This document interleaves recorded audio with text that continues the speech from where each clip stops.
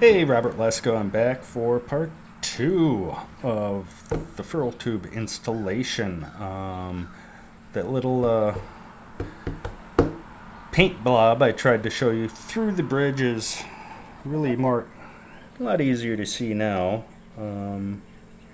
Right there. That's something your string can get hooked up on. Just wanted to show you that, and we're going to flip it over and do the string ferrule removal. One thing else I would like to add about the mod shop is you see the drill hole here for the ground wire. Well, there was none. It is grounded in the guitar over here. I didn't notice any buzzing, but when I rewire everything, I am gonna probably put one there because it never hurts to have an extra ground. But anyway, for the string ferrules, the ones that are in there now, some are easy, some are hard.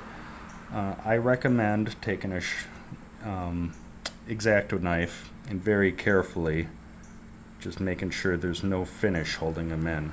And I just take an Allen wrench and I just move it from side to side real slow until you see it wiggle.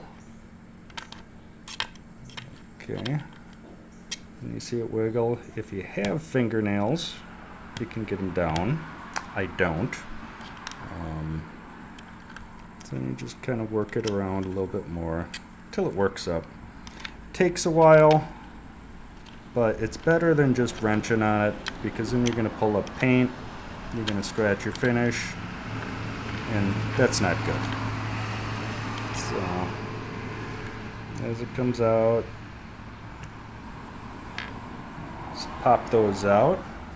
And I'm going to do the other 5, and then I'll get back to you. If you can see how that's all filled with paint down there. That's a good thing, I think. That means they're really taking their time spraying everything. So, again, wonderfully built instrument. Ground wire, I don't know. Maybe it was an oversight. Maybe it's just something they stopped doing. But, like I said, I didn't notice any buzzing. But I will get back to you with part 3.